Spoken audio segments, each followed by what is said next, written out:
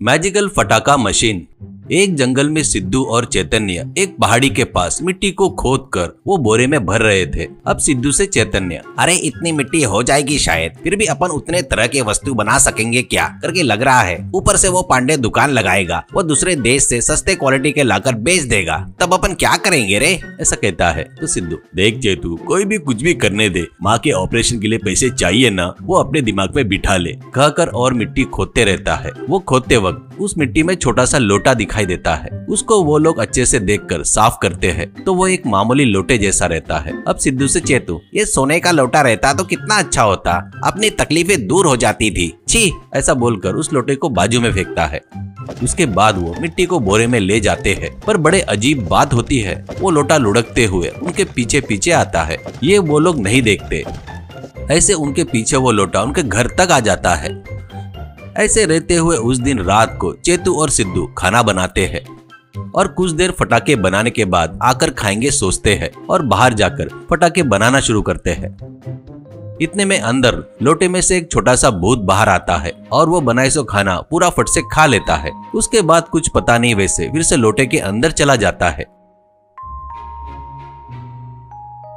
कुछ देर बाद अंदर आकर सिद्धू और चेतू खाना खत्म हो गया देखकर शॉक हो जाते हैं। चेतू, कोई चोर है जो अपने घर में घुसकर अपना खाना खा लिया रे, दरवाजे बंद कर दे रे, आज उसको देख लेंगे, वो घर में ही है, उसको छोड़ना नहीं। ऐसा कहता है।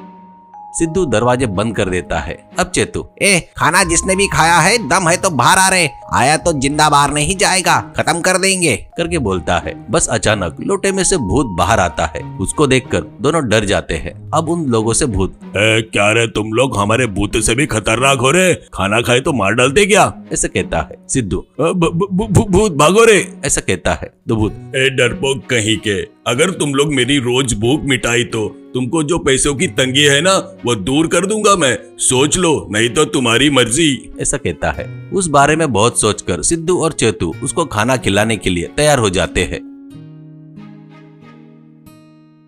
इससे वो लोग उसको रोज हर प्रकार का खाना लाकर दे रहे थे। वो उसकी मर्जी से हफ्ते भर से खाते हुए भूख लगी है करके बोल रहा था।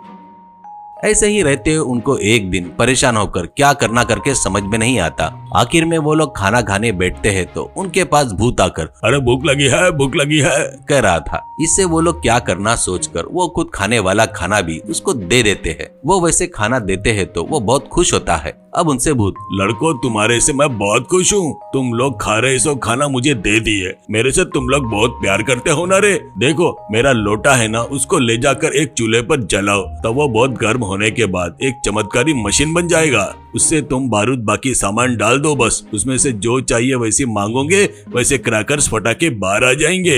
ऐसा कहता है। इससे वो खुशी से बाहर एक लकड़ी जलाने का चूल्हा बनाकर उस पर लोटे को रखते हैं। वो लोटा अच्छे से जलकर अचानक एक मशीन में बदल जाता है। वो मैजिकल मशीन को देखकर सिद्धू और चेतू दोनों को बड़ा आश्चर्य होता है। उसके बाद वो दोनों पास का बारूद उसमें डालकर वहाँ पर का बटन दबाने से बड़े अजीब तरीके से चक्री, अनार, ऐसे हर प्रकार के बारूद से बने सामान बाहर आ रहे थे। उसको देखकर वो लोग बहुत ही खुश होते हैं। ऐसे उनको मेहनत करने की जरूरत नहीं पड़ने से लोगों को सस्ते में लोगों को क्या क्या चाहिए उस मशीन से मांग कर दे रहे थे। वो बॉम्ब भी बहुत बढ़िया और अच्छे से फूटने से बहुत दूर दूर से कहां से लोग आकर खरीद कर जा रहे थे। इससे पांडे की दुकान में कोई भी नहीं जा रहे थे। वो देखकर पांडे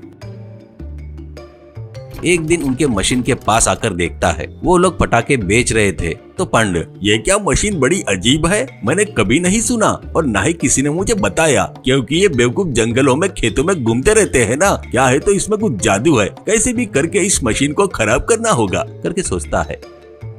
उसके बाद वहाँ से जाने के बाद उस दिन रात में चोरी छुपे आकर अपने साथ लाए हुए लिक्विड को मशीन के ऊपर डालकर आग लगा देता है। पर बड़े अजीब तरीके से आग से वो मशीन शुरू होकर उसमें वो चक्री, अनार सब निकलते हैं और पांडे के ऊपर गिरते हैं। इतने में अचानक उस मशीन से भूत आकर, तुझे खाता रे पांडे, तू मस्त रहता पांडे, ऐसा कहता है। बस पांडे उसे देखकर अरे भूत करके भागना शुरू करता है।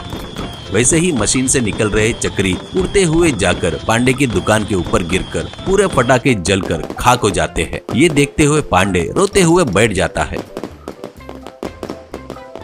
उसके बाद सिद्धू चेतू बहुत सारे पटाखे बेचकर मिले हुए पैसों से माँ का अच्छे से ऑपरेशन करवाते हैं।